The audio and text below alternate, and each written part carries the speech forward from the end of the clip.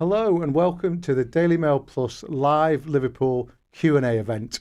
I'm Ian Ladyman, the Daily Mail's football editor, but more importantly, the chap to my right is Lewis Steele, our Merseyside correspondent and the man in the know when it comes to everything there is to know about your favourite football club. Over the course of the next hour, Lewis and I are going to be talking about Slot and Salah and Semenyo and Guehi and Wharton and Konate and a whole load of other things as well. The beauty of what we're going to do over the next hour is that this is all about you. We are going to talk about what you want to talk about. You ask the questions and we will do our very best to provide the answers. I've got a ton of questions in front of me already, but please do keep sending them in, and I promise you that Lewis and I will get through as many of them as is possible over the course of the next 60 minutes.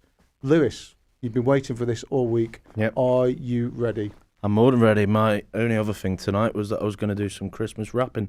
So this is much more fun than that, I would say. And I'm probably a bit better at this than Christmas wrapping too. Well, let's see how much of your Liverpool knowledge we can unwrap over the course of the next 60 minutes. Good. There's the first pun out We've of the not way. even planned that I one. apologise for that. There won't be too many of those, I promise you. Let's get right to it. Let's get to the first question. This has come in from Lord Knows a Bit, and it's a topic that a lot of Liverpool fans are talking about at the moment, and it's very simple. Liverpool need to strengthen their defence, he says. Are they going to get Marc Guehi at almost any reasonable cost?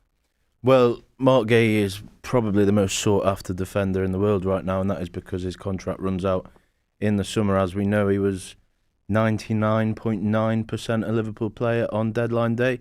Steve Parish was having a gym class or whatever and decided to pull the plug. But he was, for all intents and purposes, apart from signing on the dotted line, a Liverpool player. Now, 4 or 5 months on, it looks like a catastrophe that didn't happen because the young Italian that they signed, Giovanni Leone, is out for the season. Ibrahima Konate's form has been shaky at best, shall we say. And I still think Liverpool have a really good chance of signing Guehi. The only question is that in January for a fee, or is that in the summer for nothing? I think Guehi himself would rather it be in the summer. He's playing in Europe for the first time with Palace. I think he feels a bit of a loyalty to not leave mid-season. And also if he leaves on a free, then he gets good money in terms of the wages. But Liverpool aren't the only team in for Guehi. We know Bayern Munich are sniffing around. Manchester City, as Jack Gorn, our colleague, wrote the other day, is sniffing around. I think Real Madrid would like to have a go as well. But I just wonder whether there's a sort of under-the-table gentleman's agreement between Liverpool and Guehi from September the 1st or whatever date it was, because they were literally that close to him signing. And I think Liverpool have every chance. The word from the club is maybe caution over a January transfer, but you have to remember August the 30th, the word from the club was they're not going to sign Alexander Isak, and look what happened there. So I think Liverpool have every chance of getting him in January, if not the summer. Yeah, I mean, if it was down to me, I think I'd be putting money on the table in January, try and get that one done. I mean, it's obvious watching Liverpool play, as you do all the time, Lewis, how badly they need a reinforcement at centre-half. Virgil van Dijk and Ibrahima Konate play just about every single game, don't they? Yeah. And to me, I was at the Leeds game, for example, with you, the 3-3 game, and the two of them just looked like they needed a week off because they've just played and played and played. So it's a pressing issue. And on that subject, we have a question here from Piece of 8, who talks about Konate, and the question here is there any chance of Liverpool removing the new contract offer that's currently on the table for Konate? Most fans would not be sad if he left. Every game is an accident waiting to happen. I think that's incredibly harsh, but let's deal with the question. Any chance of Liverpool withdrawing that offer that he's been prevaricating over for quite a while now? Yeah, so Konate and Liverpool have been in talks over a new deal for well over a year now, I'd say, nearly 18 months. So far, they have been very far apart. Konate wants to be recognised as one of the best players in the squad, one of the most important. Liverpool aren't prepared to quite pay him the level of money that Virgil van Dijk, Mo Salah, these sort of players are getting. So the two parties are quite far apart. We haven't really ever heard from Konate whether he actually is all in on wanting to stay at Liverpool. I think his hand has been significantly weakened by his performances this season. and Real Madrid were in the picture for him. But the noises in the last month is that they are sort of, maybe based on his performances this season, they're not as keen as they once were. He's a French lad. Paris Saint-Germain would always appeal to him for that reason, I think. And I'm sure that they would maybe consider it if they got some encouragement. But as of yet, it does seem more likely than not that he will be at Liverpool. I don't think that Liverpool would be removing any contract offer. And there's certainly nothing on the table right now because they are still a bit apart. But I don't think Liverpool would do that based on, 10 bad performances. Just like they wouldn't sack Arne Slot based on 10 bad performances. I think they take a more measured approach. And if you look at last season, he was one of the best defenders in Europe, alongside Virgil van Dijk. And I think Liverpool still think that's the case. They still want him, but I think they'd be silly not to sign another defender because they are, right now, a Virgil van Dijk hamstring away from not getting in the Champions League next season. Yeah, absolutely. I can't see for 1 minute that they would withdraw a contract offer. No. That would be almost unprecedented. Personally, I think the two of them, don't know what people out there think, but I think the two of them suffer from overplaying, like I've said. And I think they also suffer from the fact that Liverpool, despite Ryan Gravenberch doing a brilliant job, never really signed a traditional number 6, No. a holding midfield player. I think that when opposition teams have the ball, they get onto the back four far too often this season, and those two are carrying such a heavy weight. I think he's not one of the best defenders in the world, though, is he? Konate, no, I don't think he is. He was last season, but right now I think he looks bang average at the moment. I have to say he played well at the weekend and he played well in San Siro, so 2 good performances in last week. But overall this season he's been shaky, a mistake waiting to happen, a walking, talking mistake, I've called him a few times. And he just doesn't exude confidence in the team. And you look at Joe Gomez, he's barely played a minute at centre-back this season. He's played mainly at right-back when he's been in the team. So I think this time last year, they forewent £20 million offer from Real Madrid for Trent Alexander-Arnold. They said no to a 60 million-ish offer for Darwin Núñez from the Saudis. And that was because they thought them two could help them achieve their goals in the second half of last season. I look at it now and think, what's £25 million on Marc Guehi if he gets them into the Champions League and also maybe even wins the Champions League this season or an FA Cup, for example. So I think he's absolutely worth any money that Liverpool may pay in January, because I don't think Konate is good enough this season. And even if he was, there's still a man light in the defence. Yeah, I mean, it does look like... I mean, it felt negligent at the time when they didn't get Guehi done on the last day of the transfer window. It definitely feels like that now. I think we all accept, despite the fact there's been some teething problems with some of the new signings, Liverpool had a pretty good window up until that moment.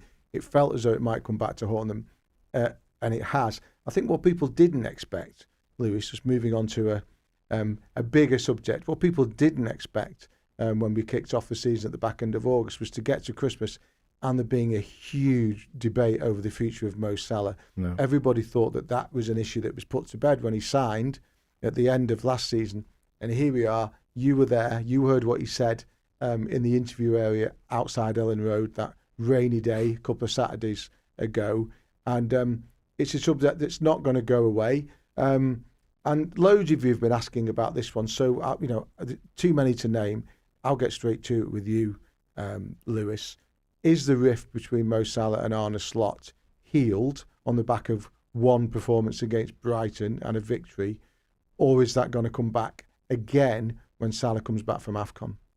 The rift is certainly not over as far as I'm aware. I think I wrote last week, it's almost like the Christmas Day truce of 1914. They all played a game of football and then went back to shooting each other the next day. It's not quite like that, of course, at Liverpool right now. It's not quite that extreme, but at one point last week it looked like a full-blown civil war between Slot and Salah. I don't think that has... I mean, it's certainly been eased in the last week, in the last 5 days, but it's still there. The Saudis are still lurking. MLS clubs are still sort of looking at the situation. If you're a European club, you probably also, although I don't think any of them could really afford his wages. But I wouldn't be surprised at all if Salah and Liverpool shook hands on maybe a summer exit. Yeah. It'll be the last chance that they have to get any money for him. I always thought in 2023 when they offered 150 million Al Ittihad, I always thought that Salah never really shut the door on a future move to Saudi Arabia. And I wouldn't be surprised at all if he does end up there at some point in the next 18 months now. I think everyone at Liverpool, no one wants him to go in January. No one can foresee him going in January. But we can't completely rule that out. Personally, I don't think it will happen at all. I think he'll come back from AFCON. I think Egypt may win AFCON. I think Salah may push him there. They've got Omar Marmoush as well. Some really good players. And I think he'll have a good second half of the season if he stays fit and finds his shooting boots again. As for his longer term future, Liverpool obviously want him to stay around, but let's see how long that lasts, because Salah's still agitated and frustrated at the situation. I think what you say there about shaking hands on it and a gentleman's agreement for him to go in the summer, to me, seems very, very likely. Manchester United did that once many, many years ago with Cristiano Ronaldo, persuaded him to stay an extra season. And once Ronaldo knew in his head that was going to happen, he gave them a good season. I can see that happening with Salah. Yeah. He'll know he can go, give them a good 6 months. I spoke to someone at Liverpool last week about the Salah situation. They were at that point still unsure about what it was that Salah really, really wanted on the back of what he said about, being thrown under the bus, etc., etc. Did he want a move, or did he just want to be in the team? What's your understanding of what Salah really, really wants out of this? I got the impression from conversations I had last 10 days, 2 weeks, that this is a deeper issue than just being benched for one game against, 3 games it was, wasn't it? Sunderland, West Ham, Leeds. I thought it was a bit deeper than that. I think maybe Salah didn't, although he wouldn't ever say it, I think he wasn't overly convinced by the summer business and how these were all being named as Florian Wirtz is the man to lead Liverpool forward, Alexander Isak. Not that he's jealous, because that's not really in Salah's character, or not his public character anyway, but there was always a bit of that Salah was a bit frustrated. You look, he's tweeting out fan accounts who have been, disrespecting the likes of Darwin Núñez, Luis Diaz and the like. So I think Salah was always a bit frustrated, maybe agitated. You look back on the Frankfurt game away, he came off the bench late on. He could have set up Florian Wirtz, he didn't. He looked a bit frustrated at full time there. And it was that night that he deleted all mention of Liverpool Football Club from his Twitter profile. So this wasn't something that had just happened like that. I think the frustration was building in the background for some time. But being dropped for 3 games in a row, really, I think it was clearly premeditated. He went over to the away, and we saw at Ellen Road, and almost he gave the jazz hands as if he was waving goodbye. So his comments were obviously premeditated, and I don't think his frustrations are completely gone, but I think him and Slot are happy to be civil put the best interest of the team first. One thing that strikes me when I look at this Liverpool team, and when I look at the really good Liverpool teams of the last decade, the Klopp team largely, also last season, Slot's version of last season, was they always had pace as an outlet. Sadio Mane and Salah in the team at one point. Mane particularly was an incredible outlet. Salah has been an outlet. Luis Diaz was an outlet for a while. And all of a sudden I look at a Liverpool team that hasn't got that. Salah looks low in confidence, isn't as young as he was. And I'm asking you this because when Liverpool signed Jeremie Frimpong at the end of last season, seems a long time ago now, he was sold in the media as a replacement for Trent Alexander-Arnold, but there was also an undercurrent there. People talking about whether he may play further up the field when Salah wasn't around and bring them that pace. Now, we've not seen anything of Frimpong. He's been in and out and he's injured again. What news of him and a possible return to action? Very, very soon, I think, for Frimpong.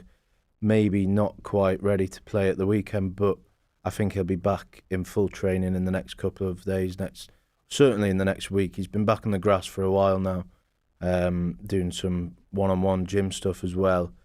So that's a positive update on Frimpong, because he offers Liverpool a different outlet. You look at this new system that they've got, or newish system, the Diamond as it's being called. It doesn't have much width. it makes them solid. It makes them have a lot of control in midfield, and it brings the best out of the likes of Hugo Ekitike, as we've seen with 4 goals in his last 2 league games. But it doesn't have width. You look at the right wing the last few games. Joe Gomez, absolutely brilliant servant for the club, but he's not an attacking fullback, even though he has, to be fair, created some big chances in those games. Jeremie Frimpong will be perfect for that system because he is absolutely an attacking fullback. I think off the top of my head, 25 plus assists over the 2 seasons before this one at Leverkusen. One of the best players in their title-winning campaign. But we haven't seen him, as you rightly say. He's had 2 hamstring injuries, so it's been frustrating for him. But from everything I hear, he's a really charismatic lad in the changing room and whatever. And I think that he will be a welcome addition if he can just put a run together of games. Same with Conor Bradley. He's never had a consistent run of fitness.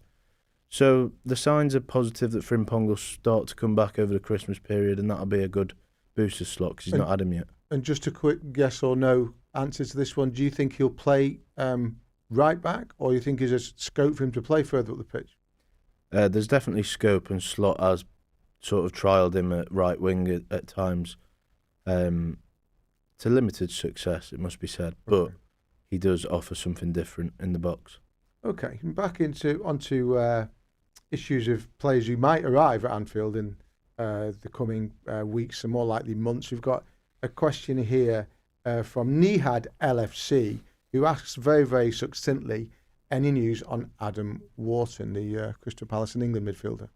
Yeah, well, nothing imminent. I can't see Liverpool signing a midfielder in January, let's say that. But I think Adam Wharton certainly has his admirers at Anfield, and he could be one to watch for the summer. We know 2 years ago they were very close to Zubimendi, who's now looking really good at Arsenal. And they sort of parked the idea of signing a midfielder just because Ryan Gravenberch's emergence as a quality operator in there. But I think they are maybe one light in that role. You look at Endo, he's only really used the last 5 minutes of games that they're winning. For me, you'd want someone who's a bit more all-rounder. And I watched Palace against City on Sunday. Adam Wharton was unbelievable. I know he was on the losing side quite comfortably in the end, but he was pulling strings in the first half. And I was sat there thinking he'd be perfect in this Liverpool team, just getting on the ball deep and pulling the strings. And yeah, from what I heard, there's admirers of Wharton at Anfield. Nothing more than that at this stage, but it could be one to watch in the future. Given the amount of money that Liverpool spent in the summer, is there more? Or have they got to sell? Well, they would have to balance the book, but I do think that there's definitely money there. That's also proven by the fact that they were this close to signing Guehi for 35 million. Yeah. They will probably have to sell a couple, but you look at the Liverpool squad. This time last year, you're thinking, oh, they can sell him and they can sell him. Right now, there's not many sellable assets, apart from obviously Salah. Well, there's lots of sellable assets, but not ones that they would want to sell. Yeah. But the money's there. They've had a really strong financial period, 18 months. You have to remember as well, the free transfer windows before the one just gone, they barely did anything. So the money's there, PSR is fine. That's not to say they're going to spend another 400 million next summer. That's absolutely not going to happen. But they can certainly afford to do 2 or 3 decent signings in January and the summer. Do you get any sense of frustration from Slot that he was, it's hard to say that he was let down because they spent so much money and bought what appeared to be, and I'm sure will prove to be very, very good players in the summer, but is there any sense of frustration that they didn't get a centre-half and that they didn't, after the Zubimendi thing fell down, they didn't buy a natural world-class holding player? Or is he happy with what he has? I think Slot really liked the midfield last year. It was the 3 of them were all bought the year before, and they all, you look at them all starting to come good a year after being bought. McAllister and Szoboszlai, yeah. And I almost look at this lot, if they've signed this summer, and think next season they could, people may almost forget how good they are, but they could set the league alight. I don't think there's any frustration from Slot. I do think on the centre-back front, it's easy to say in hindsight, but no one knew that Giovanni Leone was going to do his ACL on his debut. And then you sort of thinking if he didn't do that, then they would have suddenly maybe have 5 centre-backs. and that's too many. You couldn't keep them all happy. So it's easy to say in hindsight, but I think Slot was perfectly happy with the window. He wanted to strengthen the attack. Isak and Ekitike is not a bad way to do that. I think we all agree, don't we, that Liverpool have a world-class goalkeeper in Alisson Becker, if not the best goalkeeper in the world. He certainly was at one time. He's had a few injuries recently, hasn't he? He's missed a chunk of this season already, Alisson, which I think when Liverpool were going through that really bad spell, I think that really went under the radar how important that was. I remember watching that defeat away at Brentford. I watched it on the telly. You were probably there. I remember watching that thinking, if Alisson Becker plays in this game, they don't lose. They don't lose this game. But he is showing signs of physical, not frailty, but he's picked up a few injuries. A question here from, if I hope you pronounce this right, some of these Twitter handles are quite adventurous. This is Scouse Mouse Boy, I think. Boy spelled B-O-I. Is there a chance Liverpool could bring back Kelleher when Alisson... I can't even talk. Start again. Is there a chance that Liverpool could bring back Kelleher when Alisson decides it's time to go? No, I don't think so. Don't need to dwell on it too long, but they've signed Georgi Mamardashvili, the big Georgian goalkeeper. The sole reason they did that is because they see him as Alisson's long-term replacement. Whether you, based on the 10 or so games that he's played for Liverpool, believe that is going to be true, that's up to you guys. But Liverpool believe he's the man to replace Alisson. And listen, you're never going to truly replace Alisson, are you? Because he's been the best goalkeeper in the Premier League over the last decade. So he's going to leave a big void when he goes. I think his contract runs to the end of next season as it stands. Well, I think it's actually to the end of this season, but there's an option to trigger an extra year, which they will do. But they do have to start thinking about replacing him as they are with Salah, Van Dijk, and co. But Mamardashvili is the man that they see as the long-term replacement. I'm not going to attempt to pronounce that name. As you'll find out, the longer this session goes on, some of my pronunciations are a little bit not as they should be, should we say? But let us know what you think on these topics anyway about the Salah Slot rift. Who is to blame there? Do we think Alisson Becker is maybe coming to the top of that hill, about to go down the other side? Guehi, Wharton, what do you think? January or the summer? Let us know. You can find Lewis on the socials, and he'll probably answer you, and he'll continue conversations with you over the coming days, as he always does with lots of Liverpool supporters.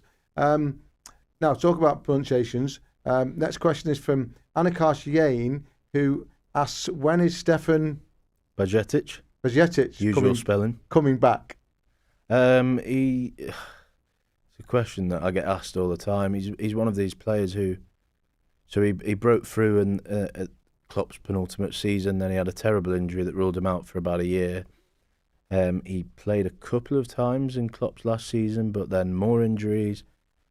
And the whole thing with Bajcetic's just been injury. He went on loan to Salzburg start of last season, didn't work out for him. And then he went on loan to Las Palmas in Spain, and he was very, very good from what we hear from people over there. He ended up having surgery in the summer. I think it was an ankle injury, correct me if I'm wrong on that.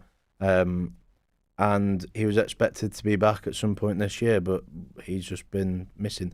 But I believe he has been back on the grass at certain points of the last month. I know that because I saw it with my own eyes at the training ground a few weeks ago. And I think the plan is to maybe get him into the under-21s for a bit. But when he first broke through in the first team about a million years ago now, but he was very good. So I think Liverpool believe he can still hit that level, but terrible fitness for him. And also Jayden Downs as well, the other young lad who broke through. He's also stepping up his recovery, I believe. So good news on the two youngsters there. Yeah, you never know quite how players will come back from injuries, especially when they're that young. It can be very, very difficult. Now, a midfielder that left the club in the summer, for whom things definitely haven't worked out, is Harvey Elliott. Yeah. Thought of very fondly, I think, by most people at Liverpool. Yeah. Certainly most people who watch Liverpool, people who've watched him, but I've watched him play. Always looks a very, very good player. Question here from Beth 92_LFC. What the heck is happening with Harvey Elliott, and is he coming back home? Obviously, he's been on loan at Aston Villa. Yeah. Had an absolute shocker there. I think he's made one Premier League start. for Villa. Unai Emery's made it quite clear that he's not in his plans. Is he coming back home? Can he come back home? Does Arne Slot want him back home? Well, I feel terribly sorry for Harvey Elliott. I think that's the first thing I'd say, because he was always very good at Liverpool, but I always got the impression he was just a tiny bit below what you need to be level-wise as a Liverpool player.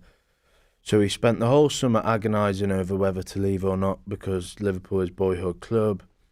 And when he was driving to Villa, he was in tears about the fact that it didn't quite work out for him at Liverpool. Villa signed him for around 35 million with an obligation to buy. That was how it was sold at the time anyway. But it's since become apparent he needed to play 10 times or more for the obligation to come into play. No one thought that would be an issue. That was why it wasn't really mentioned at the time. But it's clear that Unai Emery just doesn't want him. Not sure why, because he is a good player. I can see why maybe he doesn't fit into their style of play. I think they're all quite big lads at Villa, aren't they?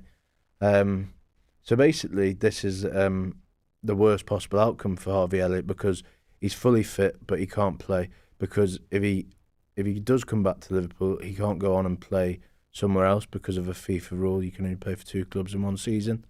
He played about 5 minutes off the bench in one of Liverpool's early games. So it's basically a write-off of a season. And this is a player, by the way, who won the best player at the Under-21s Euros for England. He was their best player by a country mile at that tournament.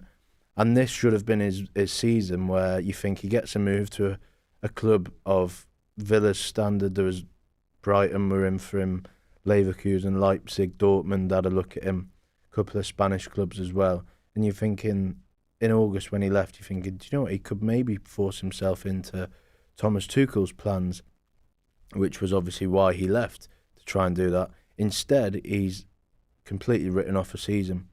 So the clubs could shake hands in January on terminating the loan agreement, but it doesn't really benefit anyone.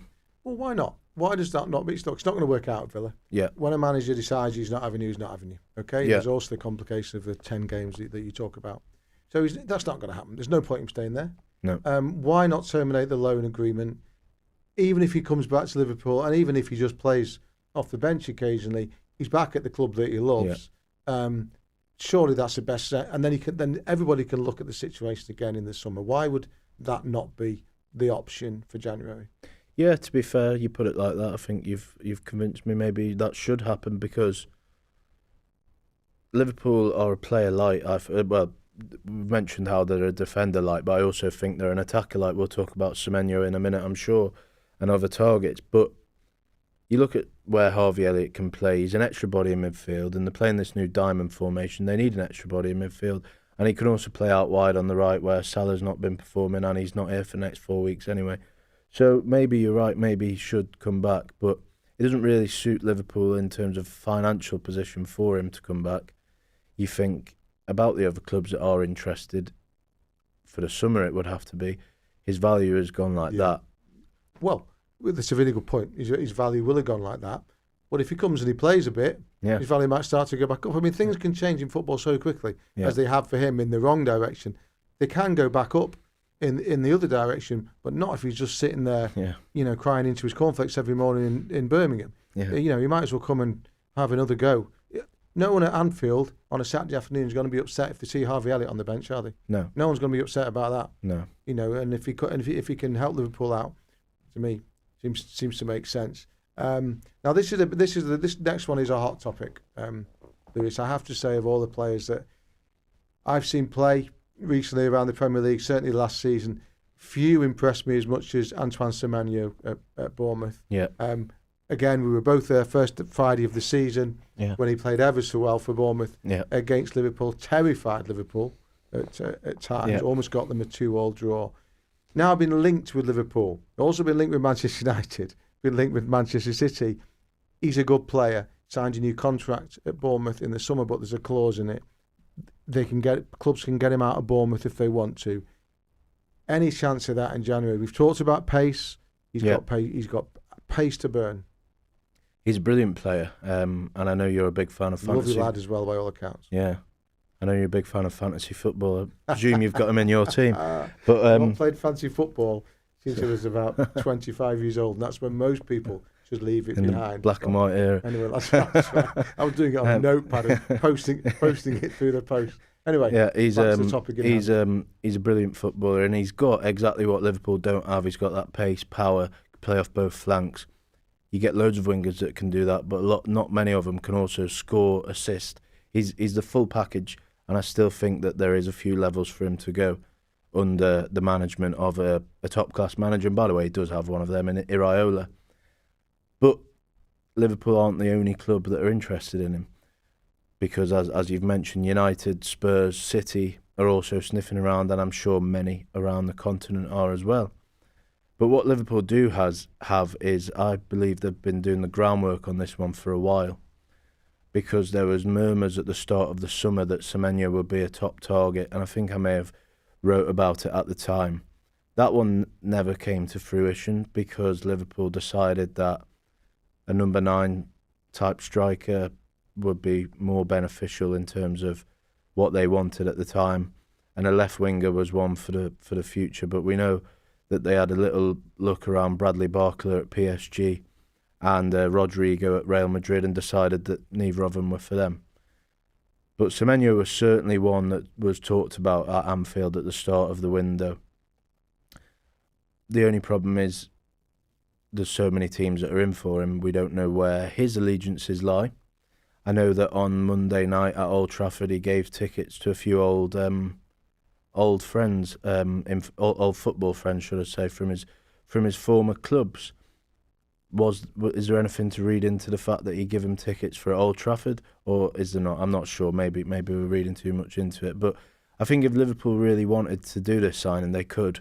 And I think that, with all due respect to Tottenham and Man United, I think if you've got them three in front of you, you choose Liverpool.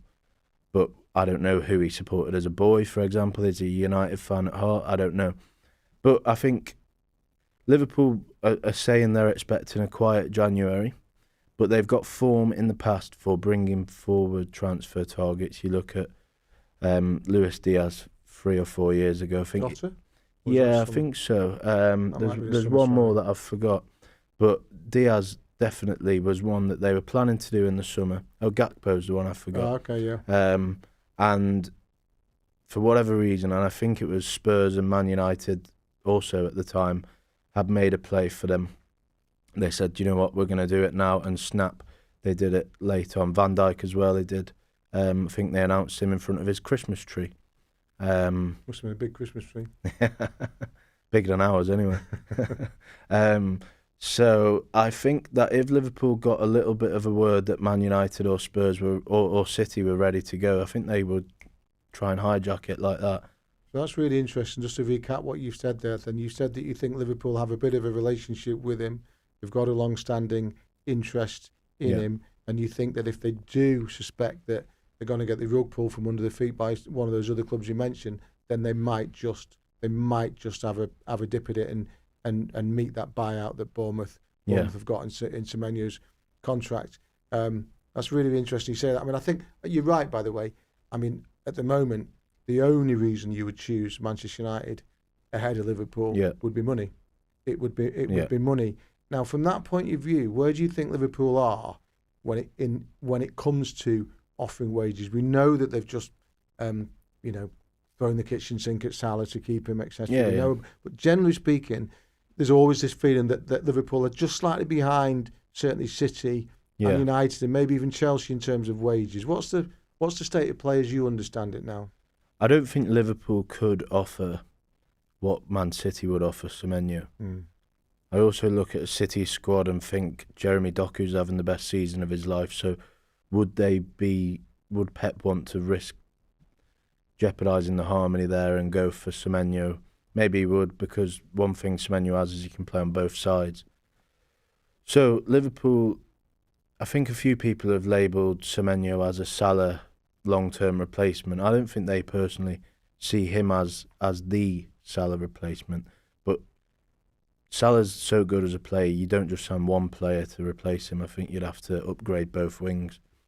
And one thing that you can say Liverpool have lacked since Sadio Mane left the club is someone on that left-hand side who can chip in with goals. You look at that era when Salah had a bad game, Mane would step up or Firmino would step up. Now, if Salah has a bad game, as he's had many this season, you look across at Cody Gakpo and you sort of think, is he consistent enough to bring that? And you have to also factor in that before Old Trafford on Monday, Semenyo had gone 8 or 9 games without scoring a goal. So he's not the saviour to all of the problems by any stretch. But from what I was speaking to someone who used to coach him a few week or so ago, and he was saying that he's got everything and he wants to learn. And above all, he's just a top lad, and he would fit into any dressing room. They certainly love him at Bournemouth. They love it. They love his attitude, as you've hinted at there. Now, I think, Mark, that one of the things that happened at Liverpool that was incredibly underappreciated at the time was when Sadio Mane left. Yeah, I think he took so much with him when he left because there was so much focus on Salah and players like Trent. I think that it was seen as a blow. I think it was almost a mortal blow when Mane left. And what Liverpool don't have at the moment with Salah going through this odd period is they don't have players who break games open, who can break from deep and just cause chaos. It's a lot more structured. They've got really good players, really good technical players. I think Gakpo actually suffers by comparison. I think he's a good player, but they don't have players that will break a game open. And Semenyo is definitely one of those players. Now, some of the things that Lewis has been just nicely dropping out in the course of this conversation, little bits of knowledge that he has and little pockets of information that he can dip into. You've got to follow him on the socials because this is the type of stuff that he drops out.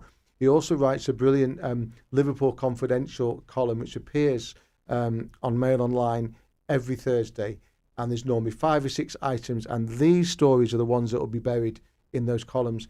If you're not subscribing, make sure you do, because you won't have to go and turn up at his house or wait for him in the car park at Anfield to ask him about these things, because he'll let you know. So we've covered quite a lot already, haven't we? Some interesting little bits of info from you there, Lewis. This next question is of particular interest to me because this is a real puzzle. This is from J-Size18, who asks, "Hi guys, any chance of when Chiesa will finally start a game?" And you're laughing because I think it's a question that you guys on the Merseyside beat ask Arne Slot quite a lot, don't you? And are often puzzled by the answer. Yeah, Chiesa, it baffles me because I understand why Slot doesn't play him, because maybe he doesn't do the defensive side off the ball stuff that maybe you do, but most of us guys don't see, and the football managers do. But you've got a player who's come off the bench late, first game of the season, won the game against Bournemouth. He's been brilliant, and other times he's come on, he's won games, he's scored late goals that haven't counted for much against Palace because they went down the other end and scored. So he's had big contributions. What, in the Bournemouth game?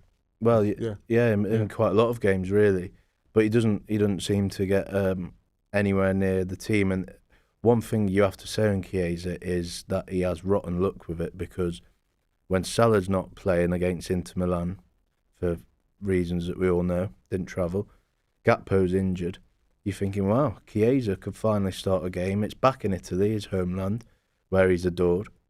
And he wakes up that morning and maybe he's been up all night with, he's not been feeling very well and he can't travel for that reason. And you just think it's a perfect time for Chiesa, and he's ill. And it's like he had so many injuries last season. He was never really fit enough to start Premier League games. He was nowhere near the level required. He arrived late, didn't he? Yeah, in the window. He was all, and you almost compare it to Isak now, who had no pre-season.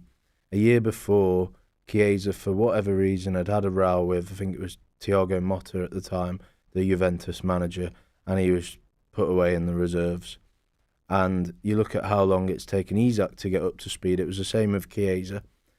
And he didn't go on the pre-season tour. He wasn't named in the Champions League squad for Liverpool this season. And you just thought then he's going to leave. But he didn't. And Liverpool and him had a big sit-down where they sort of said, let's have a proper go at this. But Slot wouldn't mind me saying it just doesn't seem like he trusts him at all. And you think it's the off the ball, the the out of possession stuff. That's just a guess that I got, because I know when they lost at Plymouth, Slot was furious with Chiesa's all-round game. He just didn't think that he is still young-ish, but he was one of the senior players on that day, and he just didn't seem to. A few people have said how frustrated Slot was, and that set Chiesa back somewhat. I think he's only started one Premier League game since he's been here, and that was when the league had been won last season. So I just think, what does Chiesa have to do to prove to Slot that he deserves a chance? Because if you lose in every game and you can't get a game, then you sort of think that maybe he doesn't like him at all. It seems to me like Chiesa could come off the bench and score every week. He still wouldn't play. Interesting. If you don't have the manager's trust, you just don't have it. But then that does beg the question, why still at the football club? Just as an aside, I was at Manchester City recently doing an interview with Gianluigi Donnarumma, the goalkeeper, and before I went to do it, I thought I'd do a bit of research. And I went on YouTube to watch the penalty shootout from the final of the Euros in 2021. Ended up watching a 10-minute highlight package. Best player for Italy that night? Chiesa. Yeah. I've forgotten all about it. Player of the tournament, I think. Best player, really? Forgotten that too. Yeah. So he's got talent, that boy, but if the manager doesn't trust you, then he doesn't trust you, and that appears to be what Lewis is saying about that one. Next question is something about a player from the academy. This is from LFC Amir V2. Any news on our academy wonder kid, Joshua Abe?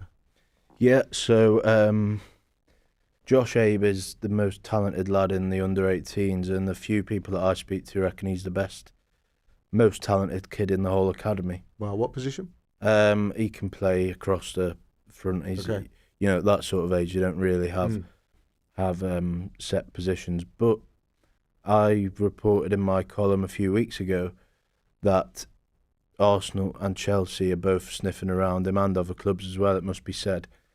Now, the Arsenal thing's interesting because I'm told that his dad's an Arsenal fan, and I think his dad is looking after him in terms of the agent side of things. I don't think he has an agent as it stands.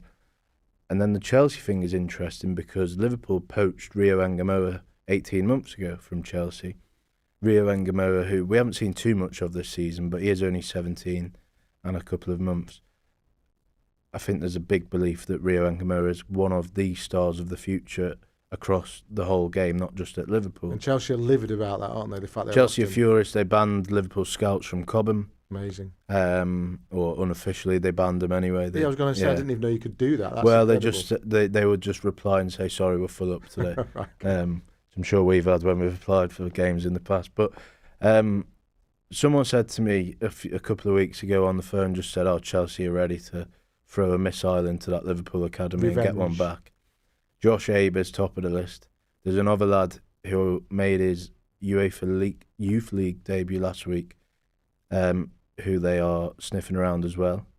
And there's 3 players that are on Chelsea's list in the academy.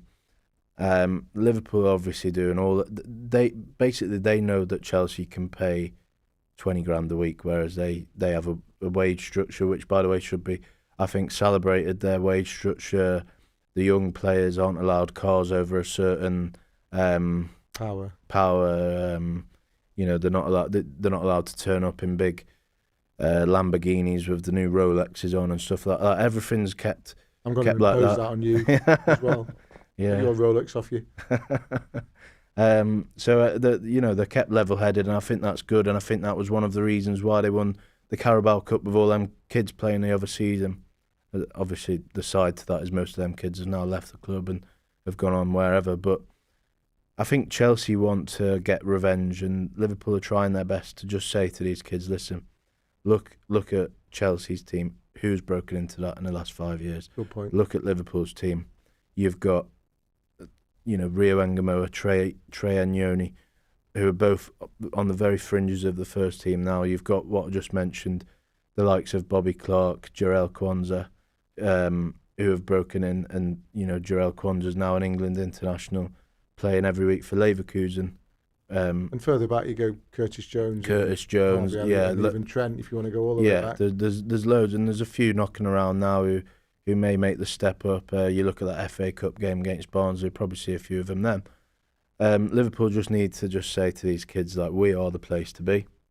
we will either get you into our first team, or you look at some of the other lads who have gone on and had very good careers elsewhere. So does Abe get fast-tracked to try and keep him, settled and focused, or will they just try and make it work in the way that you say, in terms of reassurance and guidance that he's at the right club?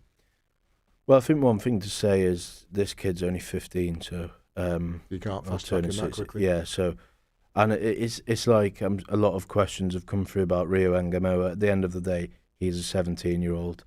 They have to be careful to not overplay him. You look at Max Dowman at Arsenal. Arteta spoke a few times about how he's got to be careful with him because he's only, is he still 15? He's 16 now. Yeah. He's only 15, 16. So Liverpool can't just say to him, all right, stay and we'll drop Salah and play you next week. But they can say to him, this is a pathway that many have taken in the last 5-10 years. This is what you can do if you stay here.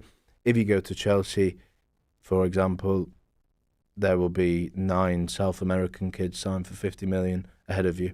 Yeah, and I have to say it's a very, very compelling argument. Yeah. Right, we've got 15 minutes to go, guys.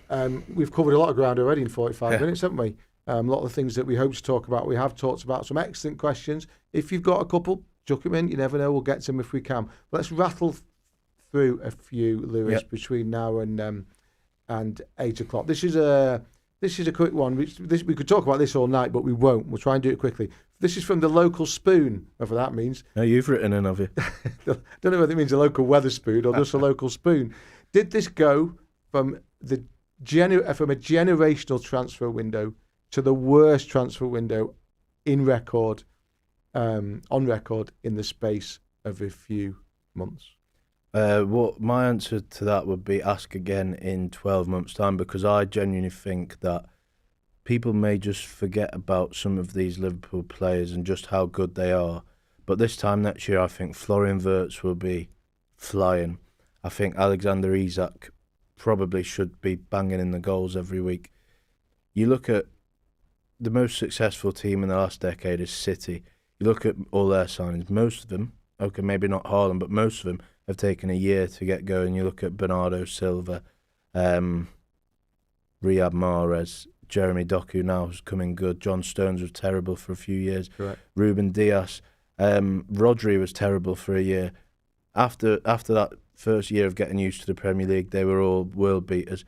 And I think maybe the same will happen for the likes of Wirtz, Isak, Kerkez, Frimpong. No. I think it's a great answer. And the only thing you haven't mentioned there is age. A lot of those players are not going to go off the top of my head, but they're young. They're talking 22, 23 years old. These are players who've been bought to build, around which you can build a new Liverpool team. Okay, it's not happened like we thought it might happen. But when you think about it, and I've said this before and I've written it, when you lose a whole forward line, Liverpool lost a whole forward line. They won the league and lost the forward line for various reasons. One of them very tragic, as we know. But they lost players, okay, and they lost their best fullback, or the best fullback in the country, and so why are we surprised that things are taking a little while? You haven't even mentioned Hugo Ekitike, by the way. He's been brilliant. Who of all the number 9s or traditional number 9s that have been bought by all the big clubs, Sesko and Gyökeres and others, and Delap and people like that who've been bought by big clubs. He's the one, by the way. He's the one who's done very, very well. So I think if we're going to talk about the worst transfer window on record, I think there's a few. I think there's probably a bit of common sense to be applied there. Not wishing to be too rude to your local spoon, whoever and wherever you are. Quick one, Lewis. This is from Luke /underrated. Gravenberch and Szoboszlai. Any contract news? I think with them two plus McAllister, there's talks underway. Very preliminary talks, I would probably add at that point. But I think Liverpool are keen to extend all 3 of those deals. Szoboszlai for me has been the best player this season. Gravenberch was the best midfielder in the league last season, and McAllister's a World Cup winner as well. So you want to extend all 3 of them sooner rather than later. And we know what happens if you leave it too late, as we've seen with the likes of Trent Alexander-Arnold. These players all love playing for Liverpool now, but what's stopping them if Florentino Perez of Real Madrid gets on the phone and in 2 years' time. So Liverpool will be wanting to tie them down to 5, 6, 7 year contracts. Yeah. Do you think, to put it simply, do you think Liverpool have learnt a lesson from what happened with Salah, Van Dijk, and Trent in terms of and has now happened again with Konate, good players getting to the end of contracts? That shouldn't happen at a big football club.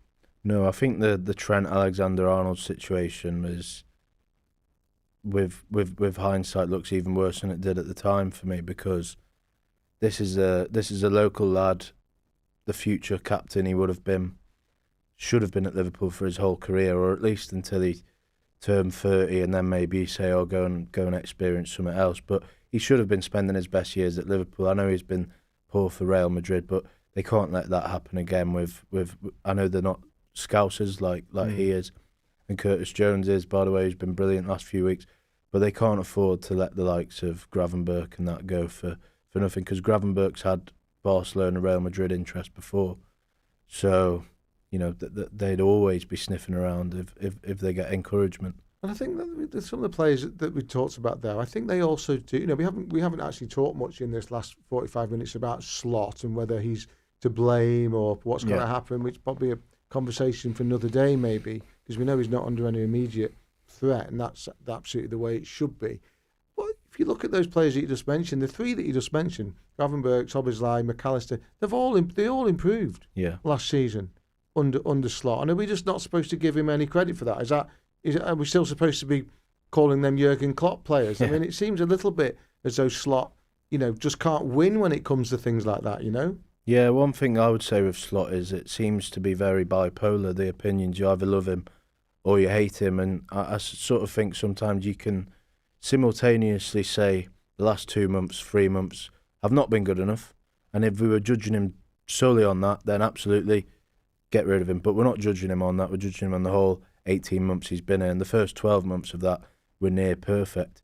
So I think you can say it's not been good enough, but overall he's earned the right to have the chance to put it right. And the last week or so suggests they're heading in the right direction. But what I would say is they could have easily drawn that game at San Siro, and Alisson made a good save. They could have easily conceded against Brighton, who had some good chances. Yeah. We do all of our judging, and we all fall into the trap, is based on results, as it probably should be. But when they were winning at the start of the season, performances weren't great. When they were losing, there was times when you thought, well, they could have just nicked a goal and it would have all been fine. And these last 2 wins now, it's been better, but it's not anywhere near where it should be still for me. Yeah, I think you're right. Now, we just suffered what we call what we describe in the trade as an absolutely massive cock up. This laptop has just frozen. I can no longer see the questions that were coming, but it's all right because we've only got about 7 minutes left. So it's okay. One of the questions that I did see before we went into technical meltdown was a question from Spain about whether there was any update on possible interest in Michael Elise. We talk about Salah replacements, and he's definitely one that could be put into that conversation. There's a bit of confusion over whether he does or doesn't have a release clause. I think Max Eberl, the Bayern president or whatever his role is, has sort of said both. So I don't know what Bayern want us to think. I don't know what works in their favour. I think it's one that at the end of the summer transfer window, someone who's been right before texted me saying Liverpool are looking at Elise for next summer. So it's been nothing more than that at this stage. One that could happen, probably unlikely given how much he would end up costing, because he's doing really well for Bayern, and it's a World Cup year as well, which we have to factor in with all of these deals. Wharton or Elliot Anderson or other midfielders in the future, you have to factor in that their price could be doubled come August. But yeah, one to keep an eye on. I wouldn't rule it out just yet. And I think it's also worth pointing out here that Bayern Munich rarely sell players unless it absolutely suits them. Yeah. Certainly to English clubs. So I think that's probably one to be slightly wary of. Yeah. I think from reading between the lines there, what you said about Semenyo, for example, earlier would maybe suggest that he was maybe a little bit further up that list of possible players, if not right at the top. Returning a little bit to what we touched on a minute ago, where are we going to get? I mean, I'm very, very certain about what I think. I've written about this. I think the panic about Liverpool's results is understandable but excessive. Yeah. Given that they won the Premier League last year, and I think that if Liverpool don't finish in the top four, if they don't get in the Champions League, that's a disaster financially. I think if that happens, you've got to ask questions about slot.